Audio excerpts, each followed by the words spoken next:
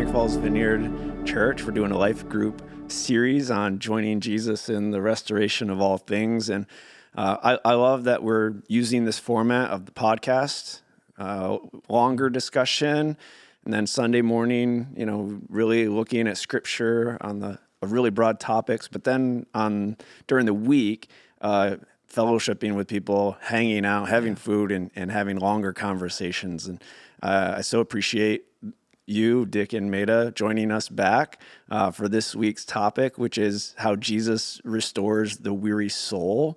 So just that statement alone, it for me, just the question comes up, like, okay, so what is spiritual weariness? Like, what causes the soul to grow weary?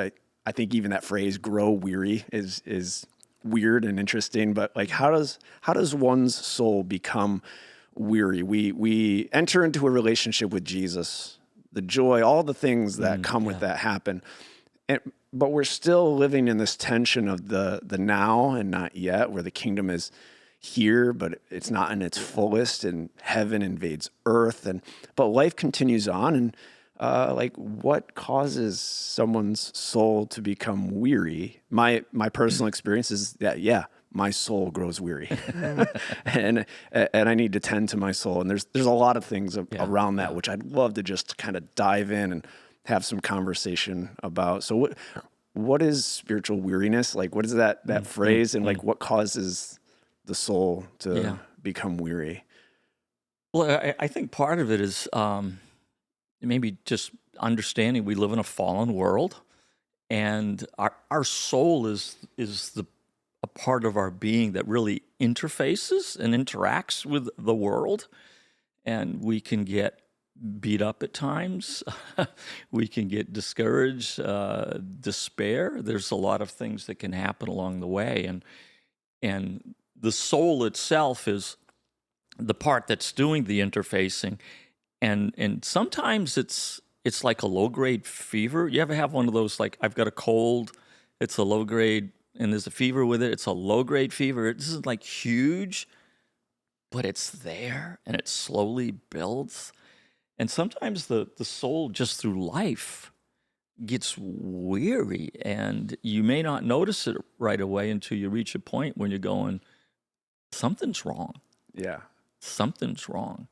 And I think in our day and age, in our culture today, it is geared towards speed, accomplish, multitask, do as much as you can, interact. We're so connected to the world, interacting in so many different ways and connecting.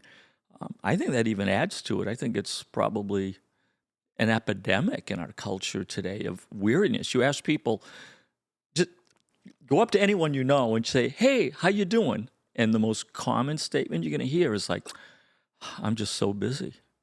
I'm busy. I'm tired." Sometimes it comes out. And I think it just comes from life. Yeah. Yeah, I've been thinking a lot about this. I feel like God didn't design us for this fallen world. And I think that it's so easy just to keep taking on. I think of a balloon that just kind of keeps getting deflated a little. And you don't really notice it until it's totally flat. You know what I mean? And that's kind of what happens with us. Things just build up, chip away, and then maybe you do have a larger crisis that puts you into a place of weariness, totally spent. Yeah. And again, I think it tends to be, again, using that concept of a low grade fever, that's that slow weariness that can happen where you can find yourself, you're tired, you're fatigued, and sleep doesn't take care of it. I don't know if you've ever had one of those experiences. You can sleep 10 hours and be exhausted when you wake up, or you can sleep 7 hours and ready to take on the world. Sometimes there's a fatigue that just slowly settles in, a sense of hopelessness, despair. Last week, Josh, even you talked about depression and how it can run in the family lines, but also things in the world can just slowly depress the spirit. I think these things, as they start happening, as Maida said, it can kind of catch up to us with the point where suddenly we hit rock bottom, and it's like, what's going on? Yeah. What's going on in my life? Yeah. People talk to people, and it's like, I don't know, I've just lost joy. I've lost interest for life. It's like, your soul's weary. Yeah. I don't know, I'm just like, I'm sleeping all the time, and I just can't get going. Well, your soul's weary. I don't know, these things are happening, and it keeps setting me off. The littlest things are setting me off. Well, your soul's weary. I think we sometimes misidentify what it is. And God created us, like Maida, you said, God's designed us in our soul to not carry the things of the world.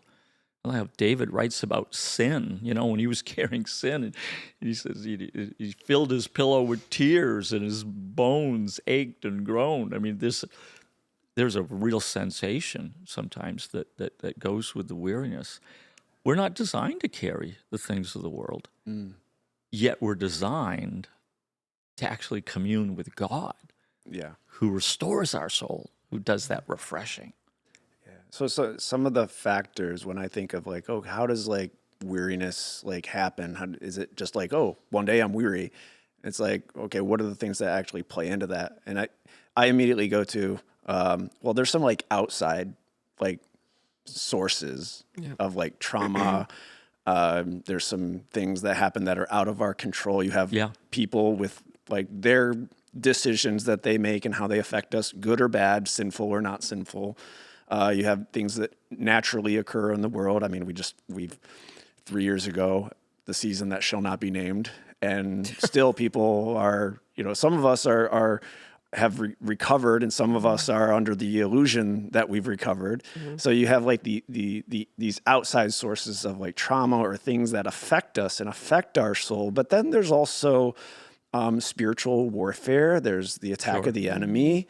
I would also say that God can often use times of weariness to strengthen us. So there's a season where it's God doing a work. We think of like a forge, a steel going into a forge to be shaped and molded. And sometimes that can feel like tiredness and weariness. But also there's just, sometimes it's inward. Sometimes the result of how we're feeling is due to our own stuff, or the things that we allow to like affect us, our own stupidity sometimes. Yeah. And it's part and parcel of everyday life. You mentioned things that can cause the weariness of the soul. We all have responsibility in some realm. Sometimes that responsibility can be overwhelming. Yeah. Sometimes we've been carrying more than we should, or maybe it's a real thing. We're carrying it, but we're carrying it alone. Yeah. And as we carry it alone, it becomes heavy, too heavy. The self-imposed expectations, the should-haves. I should do this. I should do that. I should do this. I love Brennan Manning.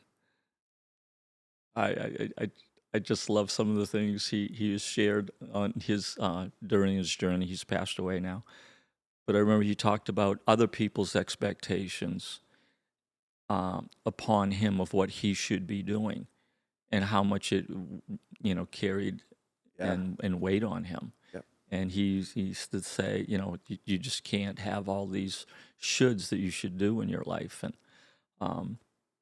I think of that sometimes that aloneness. We're made for community. We're made for connection, and to go through life not only without Jesus, but even to go through life without a community of people, without someone to relate to talk to decompress with. Sometimes we would just go and sit and talk because I'm feeling a heaviness. I'm feeling a weariness with this. Can we just talk for a bit? And I remember Maida and I had to make an agreement. early in our marriage that if things were wearing on us, we could not talk about it before we go to bed. She'd wait till the end of the day. We'd be laying in bed. It was our quiet time, a time to be alone. And then she would start sharing some of the things that were weighing on her. And she didn't want me to fix it. She just wanted me to hear it. She'd be sharing it. And she felt better because she shared it all, and then she'd go to sleep. And then I'd stay awake because I'm trying to think of how do I fix this. Thank you, honey. But having someone, sometimes just, I think, loneliness is epidemic in our culture too. Yeah. We hear how people are so lonely. And I think that's why we have such a great increase in depression and anxiety. People are weary in their souls and they're carrying it alone. Yeah. And weariness is an interesting thing because the effect, how it actually affects our soul. It's like a depleting thing. It can bring up doubts, questions. Oh, yeah. It can have you in a place where you feel really distant from God, or you feel like when you read Scripture, it's not coming alive like it used to. So my assumption is that we've all experienced weariness because we've just said it's part of life, and specifically like weariness of not only just circumstances of like, oh, I'm tired, my body's tired, my mind's tired, but like even our faith can go through seasons or moments, big, small, all the in between, where our faith almost feels like, you get to the point where like, do I even have faith? Or you just start asking those kind of questions, and it's not like a vindictive thing. It's not like a pointing the finger and blaming God type of thing. It's just like a question of like, it's that question of like, oh my goodness, how is my soul? Sure. Where's my faith that I used to have? Or all those questions come into play. So have you experienced like a weariness of faith, and like what was it like? What was it like before, maybe during, and I'd love to hear, even because we don't want to just talk about weariness and have it just be this downer, but like what about after? What about coming through weariness, and what is it like on the other side where things are restored and renewed? So I don't know if there's maybe some specific instances or stories that you would love to share. Yeah, I've had different ones over the years for sure. And, I think most of you know, our son Nate has many medical issues, and along with that, definitely times of being in the hospital, and just the whole ball of wax that goes with that, practically living there for weeks at a time, and just becoming very, very weary. But yet God met me, and I know you as well, Dick. And I think, Josh, you must have experienced your own side of all of that. But just keeping my eye on the Lord. And I remember putting on worship music in the room and just trying to keep my focus on that, so that, because my soul did grow really weary with all of it. Yeah. And what you mentioned there is sometimes when circumstances happen in life, we get a very myopic tunnel vision of what's going on. Yeah.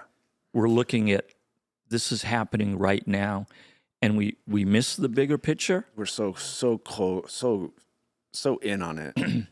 It's like it's like the world shrinks around us. That's and it. The only thing I can see is the thing that's in and front of it me. becomes the mountain in front of us, and we forget that larger picture. And I think there's times when I've got a couple instances of weariness that came about that come to mind. There are many more, but two that come to mind. One was actually just involved with responsibility of taking care of other people.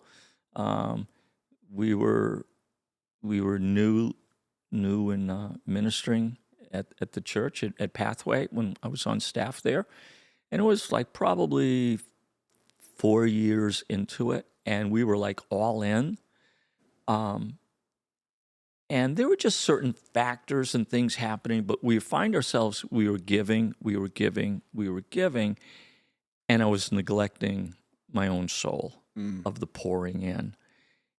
And I remember there was a moment that just some things were happening, and I was so focused on all of these issues and other people and some of the things they were going through, missing like, hey, God, you're in charge. You're sovereign. I was feeling this weight of responsibility. And I remember I came home one day and I started talking to Maida and I just started crying. I just said, I just need to get away. I am so weary. And there was a place we used to go up to in Baxter State Park at Trout Brook Farm. And there was one site that we used to stay at that overlooked this beautiful field and the sunsets. And I told Maida, I want to go. We need to go there. And I remember it was site 23. We're going to go up to that site, Trout Brook Farm. So I call Baxter State Park. I said, hey, we're coming up for these next couple of days. I want to reserve that site. They said Trout Brook Farm is full. All the sites are full. And I hung up the phone and told Maida, it's like, oh, what are we going to do? I said, we're going anyway. And we packed the car up. Josh and Nate threw stuff in the car, and we drove, 3 hours north. We pull up to the gate. They said, I said, we want to camp at Trout Brook Farm. I didn't realize this. They said on the phone, all the sites are full because they save some sites for people who just drive in. And they go, oh, yeah, okay, we've got a site for you. And which one is it? Site 23. And I remember when we drove down, and drove up to the site, I just sat there and I cried. And it was just this thing of like, I was weary. I needed to draw away. And Jesus says, I want to meet with you too. I want to hang out with you too. So it started with recognizing the weariness of the soul. That's huge. Sometimes people don't recognize it. They just keep going until they reach burnout. Relationships get damaged. Things happen along the way. Recognize. Take the pulse of your soul. How am I doing? What's going on? What's going on with you? How are things going on in your life? Let's talk. Number one, be aware. And then number two, be honest. This is how I'm feeling, and recognize that God is the one who wants to restore our soul. Yeah. He's the one who beckons us to this place. I mean, how often is Jesus saying, come to me, come to me? It's about relationship. He wants to be with us. And then when we get there, we find, there's the restoration we need. It was the time sitting with Jesus and family and in his creation. Yeah. The second time was a little difference with the restoration. And Josh, it was something you referred to in the podcast last week, in the long version. I didn't listen to the shorter version yet. Apologies. I listened to the long one. But you mentioned part of your journey, and when you were at that stage when you were like, where am I going with my life? And depression, and you were house sitting for someone that night, and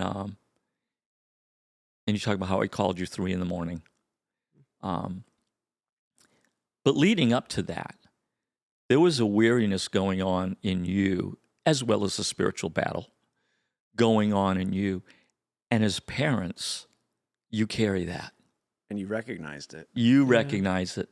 We could always tell, Mom hit it. You could always tell when something was going on with you. You dye your hair a color. Or you do something with your hair. Or you do something different with your hair. Which might be instructive, if you see someone who's always changing their hair, there's probably something going on. Anyways, But as parents, we were carrying that. And I was carrying it as a dad. Firstborn son, did I do something wrong? Did I not do enough? Should I be doing more? And then there was a weariness that was really coming in. What do we do? What do we do? Those late night calls from the girlfriend in Connecticut, and 2 a.m. You said, I have to drive to Connecticut to go see her. What do we do? How do we do this? So there was a personal weariness coming on May. And we came to a point, and it's very interesting. It's the other side of that night. It was us crying out. You talked about how you were crying out over there. We were crying out. And we actually went into a time of fasting and prayer before that, but was crying out. And it's like, God, I just don't know what to do anymore. There's a weariness going on, even in our souls, on what to do. And this is how the Lord restored. It wasn't he was going to bring comfort and peace and make me feel better. This was his restoring to me. He goes, you're his dad. I gave him to you as your son. I chose you to be his father. You battled for him in the spirit realm as a father warrior for your son. Wow. I'm going to restore you to who I've created you to be. And that was a different restoration. It wasn't just the peace and comfort. It was like, no, I've made you to be someone. But it came out of crying out to him saying, I'm weary. He goes, okay, sometimes when we're weary, God comforts. And sometimes when we're weary, he just lights a flame in us and says, go for it. This is who I've made you to be. And that was, again, a time of recognizing the weariness, calling it out for what it is, and going to Jesus with it and allow him to do what he does best. Yeah. That's so good. I one of the things that resonated with me is you mentioned something along the lines of, one, when you recognize it, but there's a partner culture that, okay, we see it, we recognize it, but for whatever reason, whether it's a Western thing, maybe it's a Northeastern Maine kind of thing, like we really stink at asking for help. Sure. Yeah. Or we have this facade that like we have to feel like we have to maintain where we're like strong all the time, or this stereotype of like, I got to be this, and this. And if I show weakness, you had mentioned weakness. Yeah. If I show weakness, then, what are people going to think? And I personally love how God just jumps right in on those things and he reminds me at least. Yeah. Like, Mike, yeah, you are weak, but in me, you're going to be strong. Yeah. And I love that. And I think it's one of the things that can actually inhibit the freedom that we can receive, the restoration that we can receive when we put up these walls of, oh, I'm good. How are you doing? Oh, I'm good. Yeah. Everything's fine. Yeah. Right. I think, go ahead. I was just thinking, a lot of times we think it's selfish to say anything or take that time to get restored, or to have other people pray for us and with us. And that's one thing that I've learned, I think, over my journey, is that when you start feeling that, then you have to be intentional about reaching out and getting what help from others, or prayer, or whatever it may be. But I think for some people it's I'm very much like this, where I'm a doer and I'm a helper. It's kind of, it's the way that God has made me. So oftentimes I can fall into the temptation of like focusing more on Jesus in you and neglect the Jesus in me part. Yeah. Because the Jesus in you part, one of the best ways of growing your faith is to give it away. Yeah. Like help others. But even in helping others and having our faith grow, we can also like deplete our own soul. Oh, definitely. If we're not like maintaining and feeding and doing, I guess, like some of the, resting on the spiritual disciplines, like just do what it is that helps you get close to Jesus and keep Jesus close. Because John Eldredge in his book Resilient whatever the title is. I can post it later. He talks about the weary soul, and one of the things that helps the weary soul be restored is becoming single-hearted with Jesus. It's almost like stop everything else around you and get so singularly focused on Jesus and you, and that is that's good, like a diving board moment for you to experience or begin to experience restoration. I found in ministry, and even though I'm speaking ministry, I think every person serves in some capacity. You serve as a dad, a mom, a husband, a wife, grandparents. In some capacity, we're always pouring out for others, serving others, and giving. And I remember there was a time in ministry, and God just gave me this image of me going to a well, throwing the bucket down, filling it up with water, and carrying the water for others, filling their cups. And I was going back and forth doing it, and the Lord said, Dick, you can die of thirst bailing water for everybody else if you're not drinking yourself. Yeah.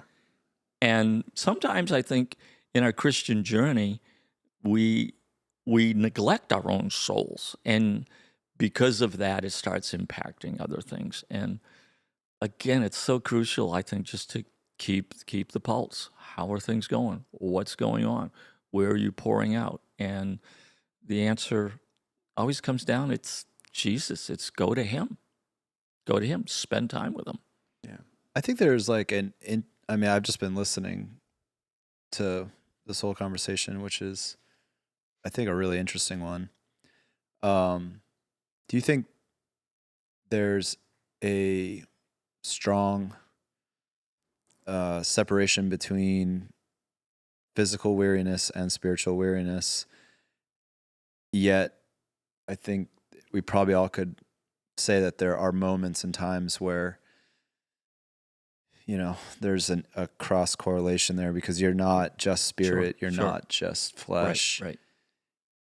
I can't tell you how many times I've been like, man, I just feel so exhausted, and I'll go for a walk or a run or a hike or something, and I feel amazing. Yeah. Sure. I'm realizing, okay, that was more of a physical thing. I just needed some endorphins. Another or cup I of needed coffee. something to kind of like shock my system, whatever. And you even see a bit of that with Jesus, which is interesting. The inverse of it, where I love the story of the woman at the well, and he's, there because he's thirsty to get a drink. She's there to draw water, and there's this whole interaction. And then, as far as we know, he doesn't even end up ever getting a drink, but then doesn't feel like he needs it after. Doesn't need lunch anymore. He sends his disciples off to get him lunch, and then they come back, and he doesn't need lunch anymore. Right? That's the story. Right. It's kind of part of the story. That's interesting, where his spirit is alive and vibrant, and it kind of overcomes his need for physical nourishment. So, but I just don't know. I mean, is there a way to like really test and figure out, like, is this a spiritual thing that I need to tend to? I need to like lean into the Lord to have him tend to my soul, right? Like David, strengthen himself in the Lord. It's like, there's a lot of moments in the Psalms where the psalmists are commanding their soul to do different things. Do you guys have a process for that, or a way to identify this isn't just physical? Like, sometimes I get grumpy because I need to eat lunch, right? Right. And Yeah, that doesn't mean it's a spiritual battle. I think they definitely can be connected, but not necessarily always that way, because I remember times of being so heavy, but it was all spiritual battle, things going on in people's lives. It wasn't a physical thing. And then just being in prayer with a group of people and having it lift in an instant. Yeah. So that definitely wasn't a physical thing. It was more of a spiritual. battle, I think. So, yeah, I mean, there are times when physically you just get weary, and it can definitely spill over, or mentally, weighed down with things. So but I don't think they're always connected. Yeah, definitely intertwined, and it is, to me, it's a mystery too. When is it that I just need a nap? And I love the whole thing with Jesus napping in the boat in the midst of a storm. It's like napping is spiritual. Tell Maida every once in a while, I'm going to go act like Jesus. I'm going to go upstairs and take a nap. There's times where, that replenishes and restores. But I think, as far as how do you test which one it is, does it restore you? Yeah. If you go and you take that nap, or you mentioned a walk in the woods, to me, that's the 23rd Psalm, right? He's talking about green pastures, still waters, and that's where you restore my soul. There's something about taking time away to connect with Jesus that lifts the fatigue. And other times it's like, my body is just beat. I need a nap, and I'm going to feel better after. But if you're napping and nothing's changing, well, there's probably something deeper going on there. But definitely that time away is crucial. You mentioned about Jesus, with that whole thing with the woman at the well, where he says, I have food, tells his disciples, I have food to eat you don't even know of. That's what you mentioned. That prayer and time of worship was a food to you that nourished your very soul. Right. And that's why it's not just a walk in the woods to me. It's a walk in the woods, and thank you, Jesus. What an awesome creation. I'm walking with him. And again, I don't want to over-spiritualize it, but it is a time of refreshing the soul in what God has created. And Jesus did this a lot. I love, I'm going to read a few scriptures if I can. Go for it. This is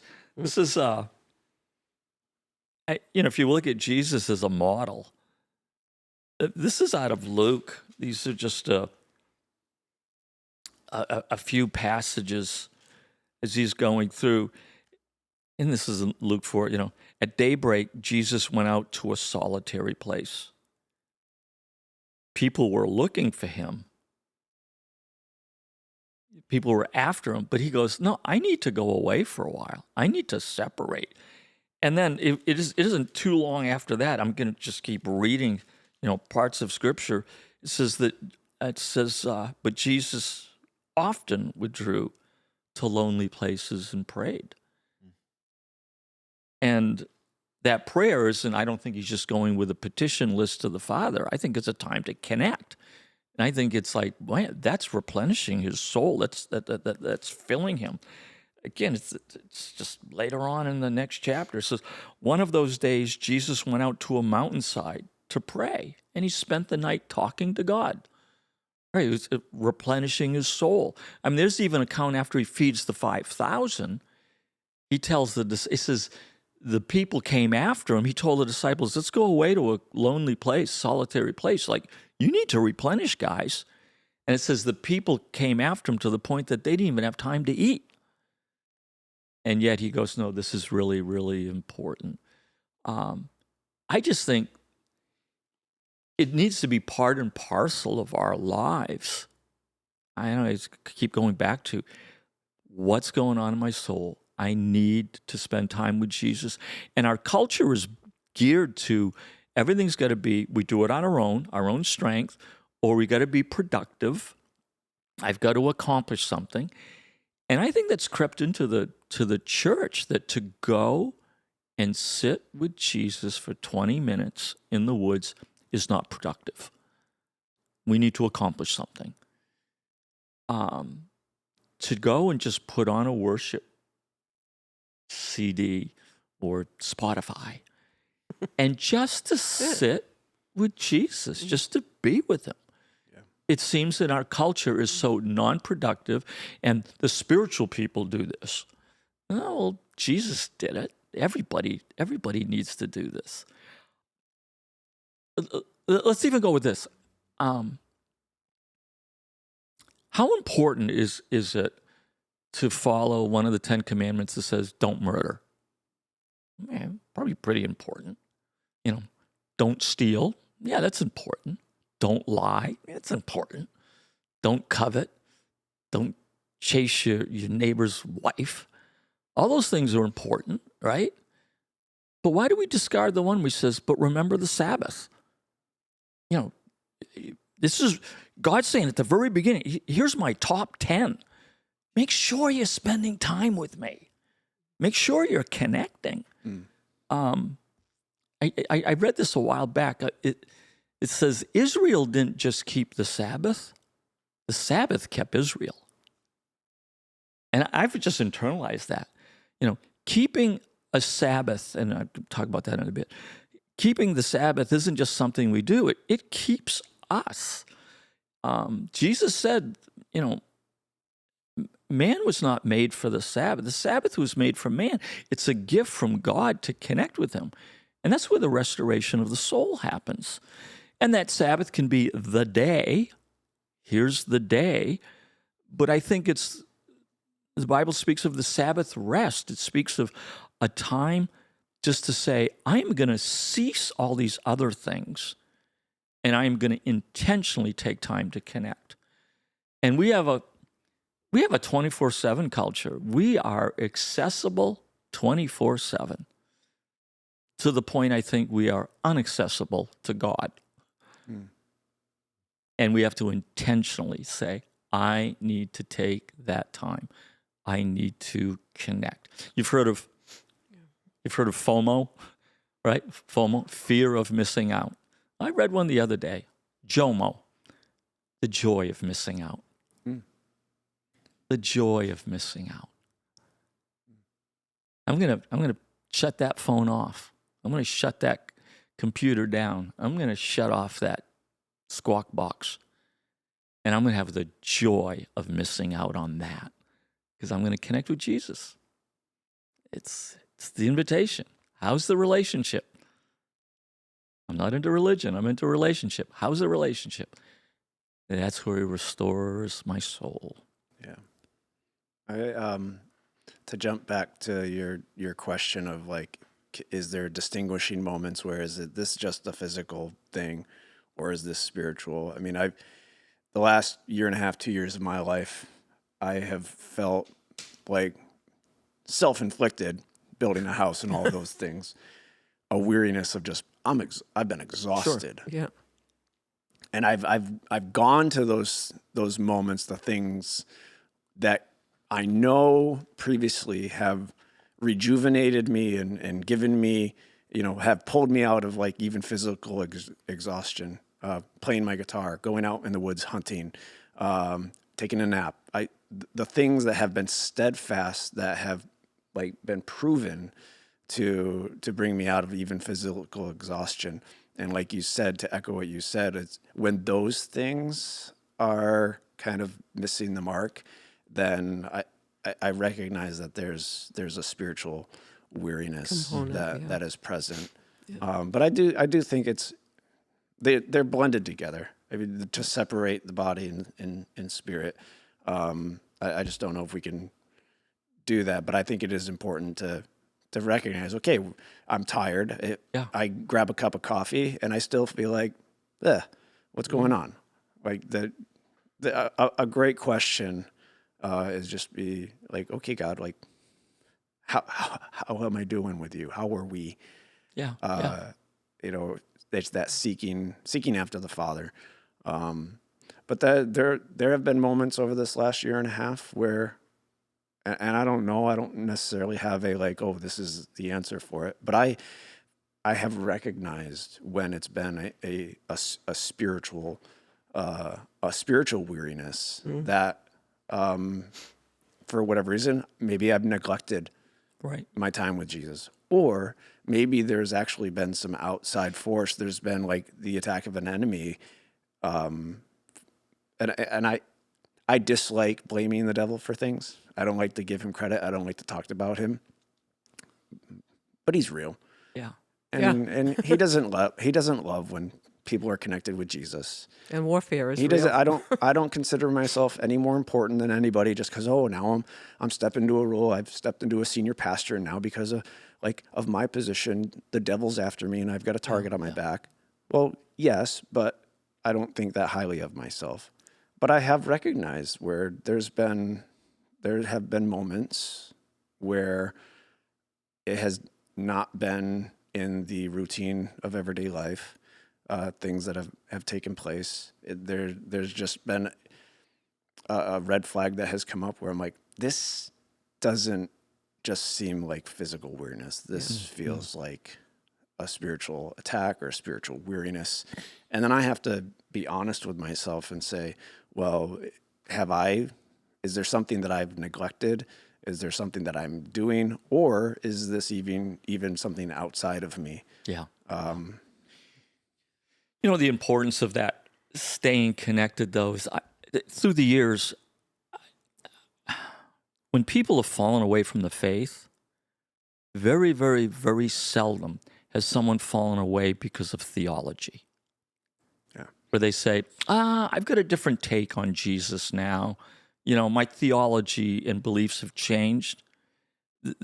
What I've seen with people falling away is neglecting their soul, neglecting the relationship, neglecting that thing that God has called us in that is so life-giving. And over time, the neglecting of the relationship is what I've found has led people to fall away from the faith more than theology. That it's not like I have a disagreement with all of this. It's just they're neglecting that part of the relationship and the feeding of their soul.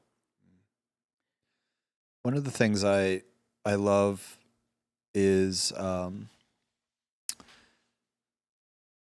this is a hobby, but there's something to me that is very spiritual about it, and that's fly fishing.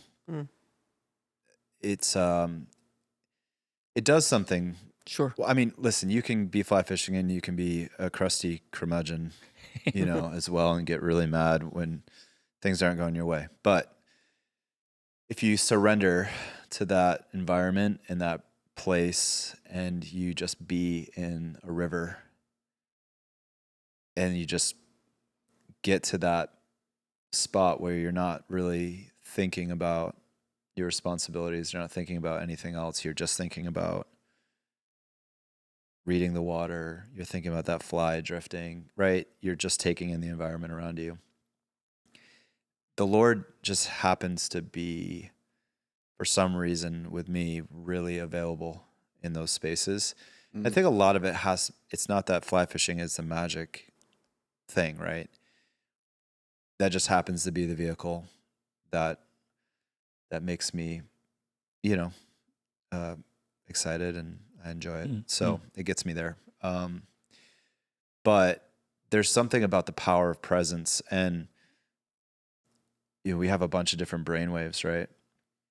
And some of they move at, well, they don't technically move, but if you were to map them and then put them on a grid, they would look as though they're moving at different rates and different speeds, right? So you have like alpha, beta, delta, right? Those I don't remember how many brainwaves there are. You probably would remember. I think there's 5 or 6, but it's interesting how our brain uses,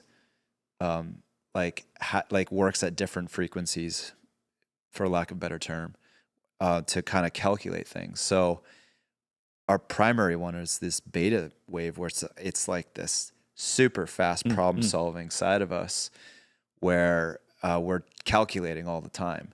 It's actually the thing that we do that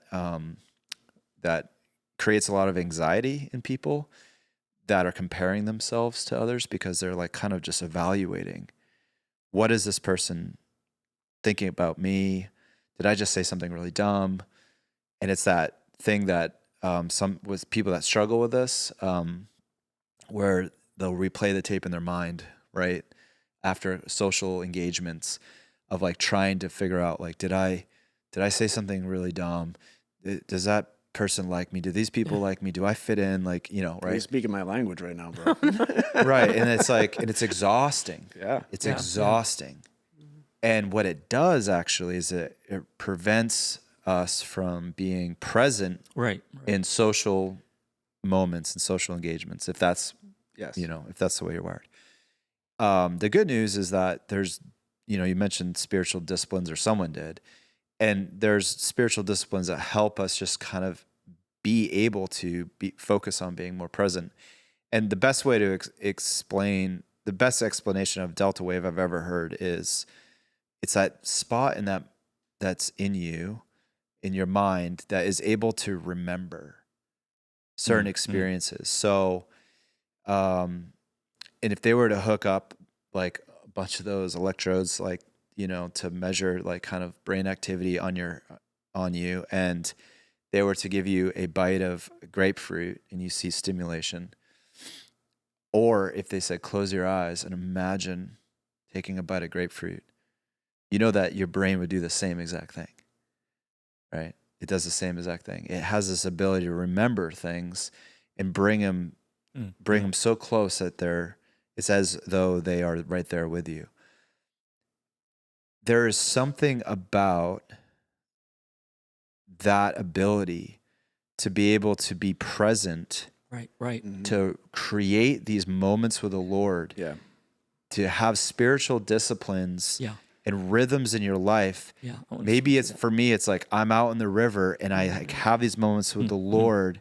It allows me to be still, confident, Yeah. have peace in the midst of chaos, and to not always be problem solving, not always be having to try to like just fix it all the time. And and that's the problem. I think one of the primary problems with an oversaturation of engagement with devices and social media, especially, has a predisposition, I think, for us to be unable to be into a delta wave mindset. Right. You just can't, because you're like scrolling and you're instantly going, well, what's that? What's that? What's this? And listen, it's entertaining. It's fun. I get it. But if it's out of balance, and if it's the only ingest that we have, like, then we have no ability to remember what does grapefruit taste like. You see the core? Did I do an okay job connecting all that? I don't know. Yeah, I think because I'm just thinking you have to constantly be present with all these things, And therefore you're not present.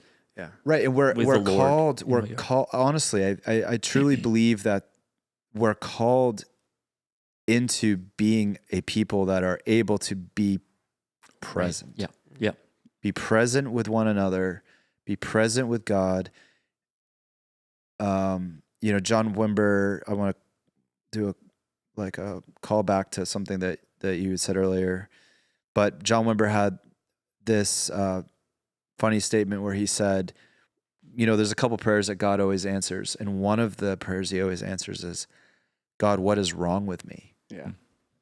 And I've found that to be true. You want to, I don't like praying it too much, because you're going to get an answer. You are going to get an answer. But it's important to be present with God in that. Yeah. Be present with God in your pain. Be present with God in we're talking about weariness, but be present with God in that, to say, Lord, what's wrong with me?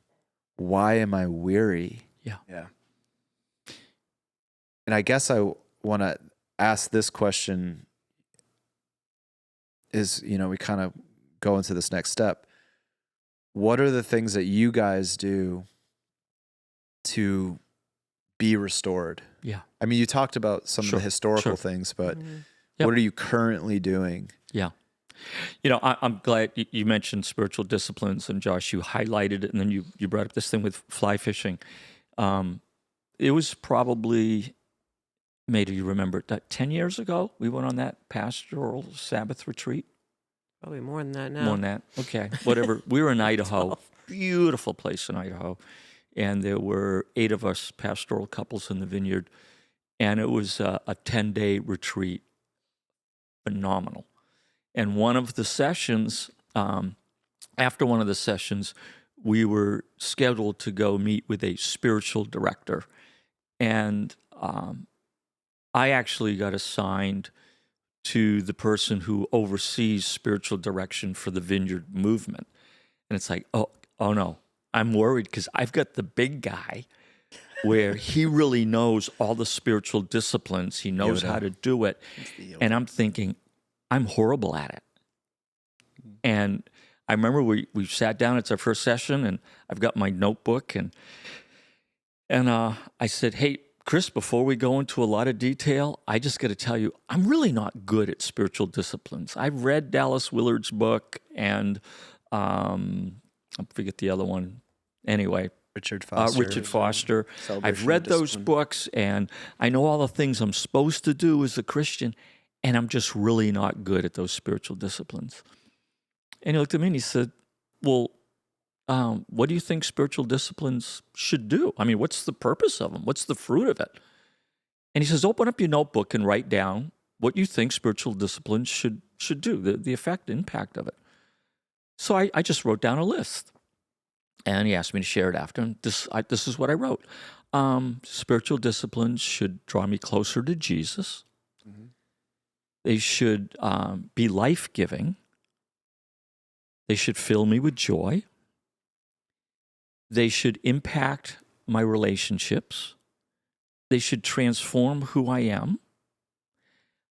They should go beyond my lifetime, have impact beyond my lifetime. That was an interesting one that I think the Lord dropped in there. And then the last one is it should fit my life, my lifestyle. It should be something that is natural for me to enter into, not imposed. It is attainable and sustainable. It's who I am, maintainable. And he goes, that's a great list of spiritual discipline. Yeah, he said, turn the page. He says, okay, what draws you closer to Jesus?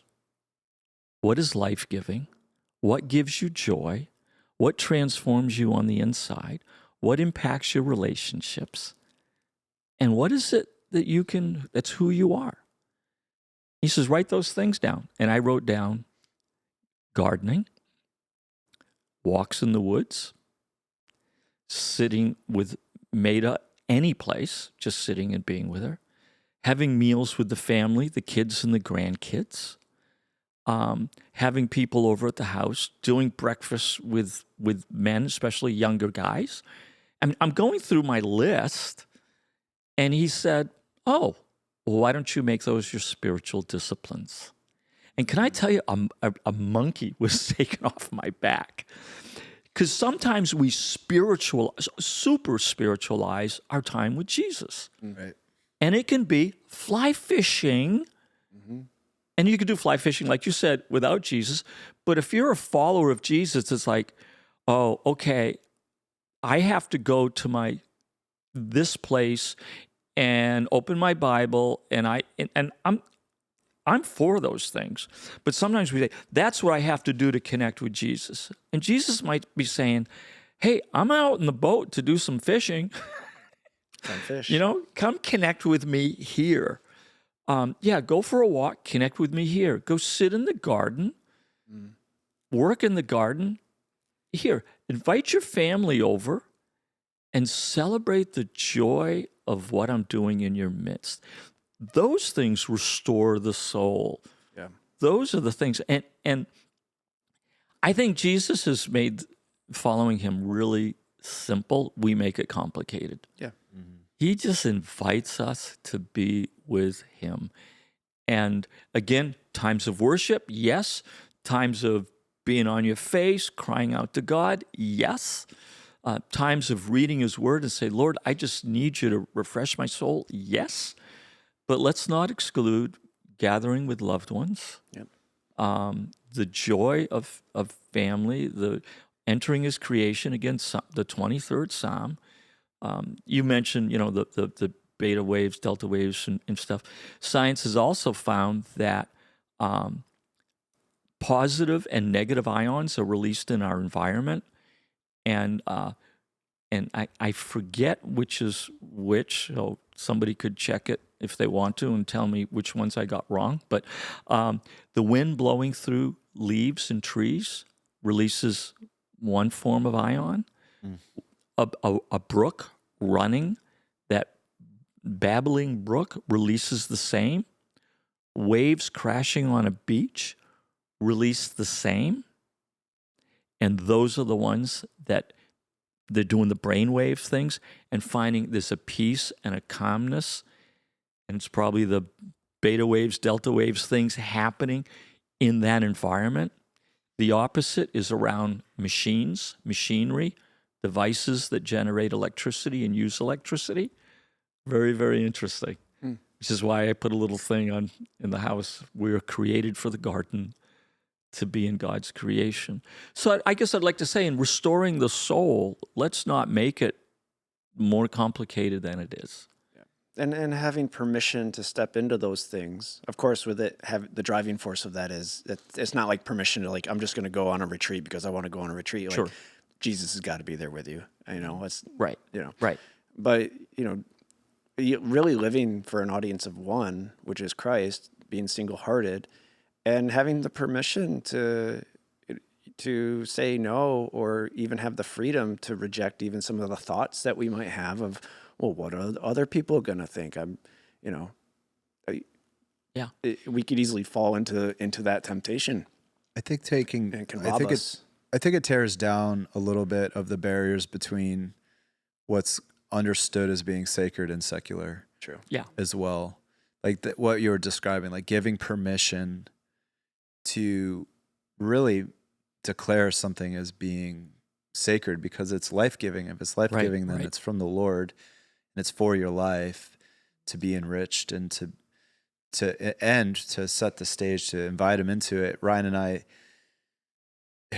we were joking about how even when we were first married and started having kids and super, super broke, right? There's like levels of broke. We were at the very like bottom level of broke, right?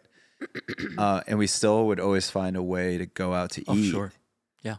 And we were laughing about it because, that's not everybody's rhythm. And I'm not saying it should be. I'm just saying we enjoy like getting around a table and having food with people, and we really, really enjoy it when people are serving us, right? And bringing us our drinks and bringing us our food, and we're in a different environment, and to us, it's a sacred time. Sure. It's a sacred place, and and it's not a matter of like means even, because, like I said, like even when we had, pennies to our name, we would still find like a place to go. I think that's beautiful because for me, it brings up the fact, okay, you're married. So there's two individuals, two souls, two spirits, body, mind, all those things. Now, like, it reminds me, so for me, being around people is very life-giving, but for my wife, not so much. But you just mentioned something that you and Ryan came together on, that for your marriage gave you life, like where it wasn't just an individual thing, like I'm going to go play golf or I'm going to go read a book. Sure. But it was something that you and your spouse came together and found something that gives your marriage and your relationship life. Yeah, it's supposed to flow out. Yeah. Any transformation that happens in us is supposed to flow out. So Josh, you asked, like, how do we do it? I kind of gave a broad brush. What was it? Yesterday?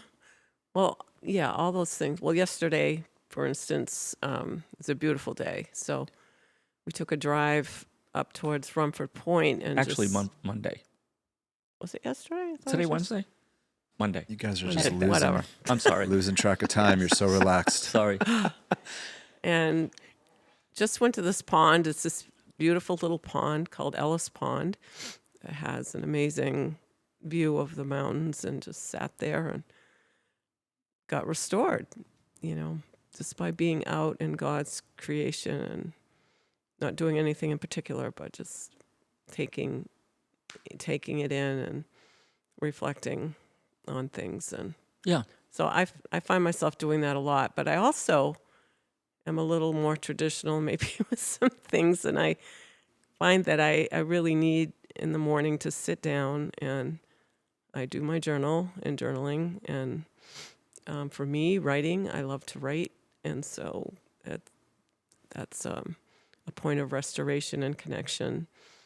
Sometimes I'll read a book and I'll actually journal, along with the book, and then spending time reading the Word. I feel like I need to do that every day.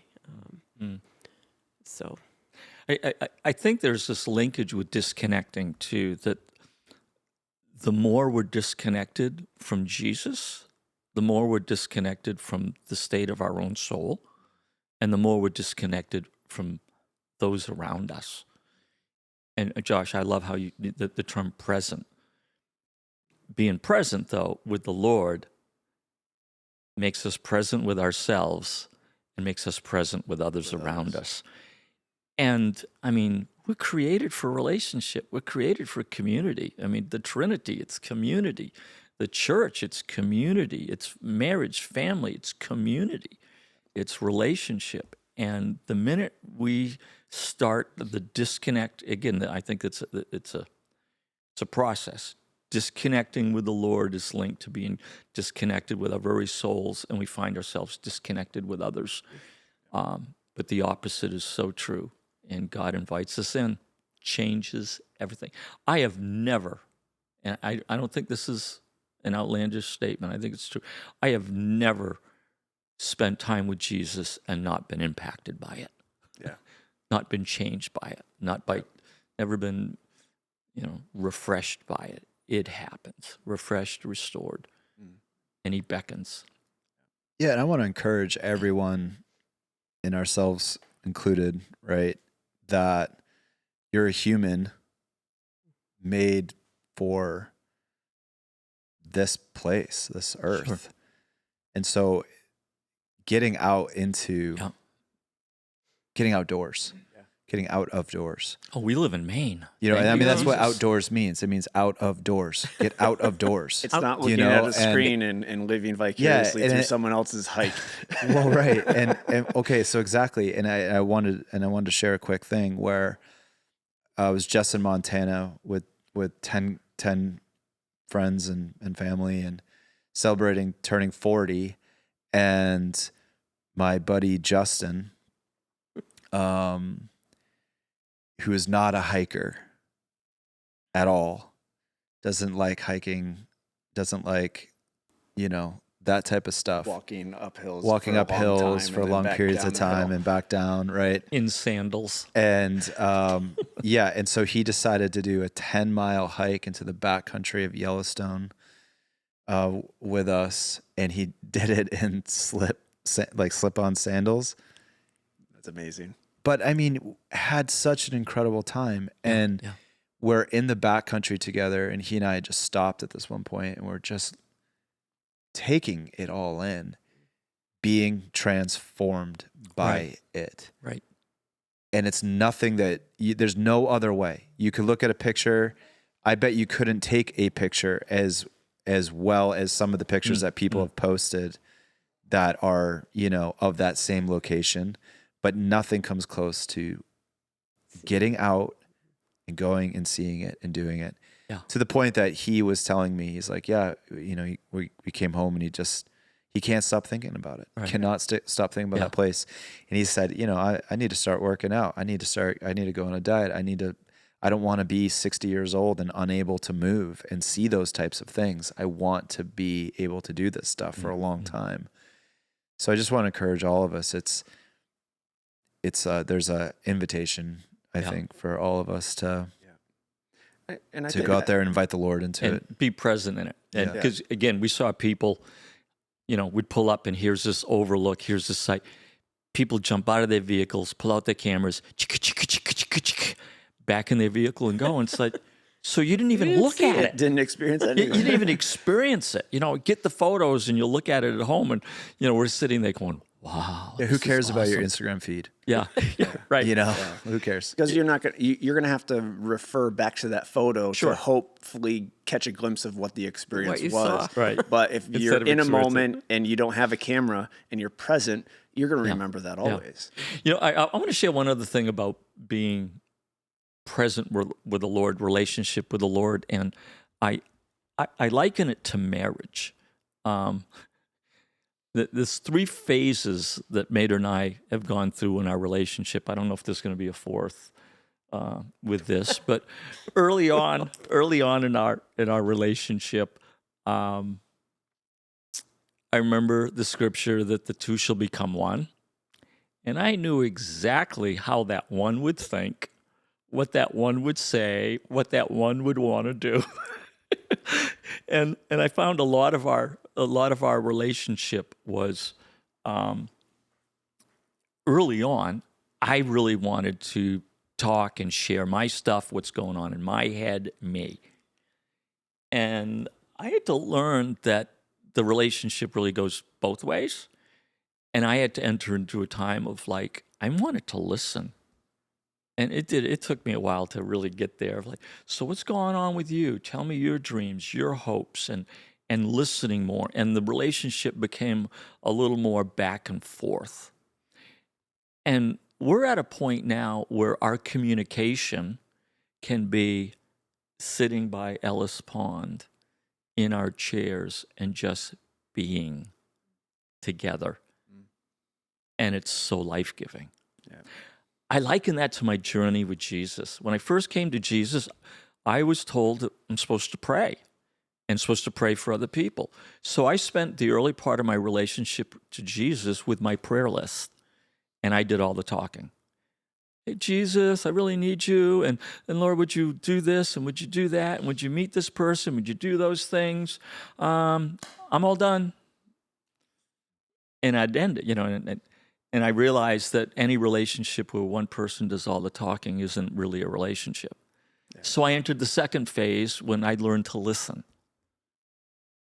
God, I'm going to talk to you. What do you have to say to me? Speak to me through your word, the Holy Spirit, others, whatever. Lord, I want to hear. And the relationship became more back and forth. Can I tell you the richest part is this third one of just being with Jesus. And sometimes I don't have to say anything, and he doesn't have to say anything. And I come out of it refreshed and restored. That's so good. That's so and good. It's beautiful. And again, that's why the beckoning is to the lonely places. It's to his creation, the green pastures, the still waters, the quiet time with a journal on the couch. Restores my soul. Restores my soul. Yeah. So, I want to thank you guys for sharing, having this awesome conversation. I mean, restoring a weary soul is it's a lifelong journey. It's not going to be something that we can sum up in a podcast or even on a Sunday morning or even during life groups, which is encouraging because this is something that we have to continue to do and process and dive into. It's not just a one and done. Right, I know this topic. We've covered it. Yeah, It's a lifelong journey. So I want to thank you guys, but also encourage those who are listening to the podcast. Jump in Sunday morning, jump into life group, continue on the journey with us, and wherever Jesus is where we want to be. So, amen. Thank you.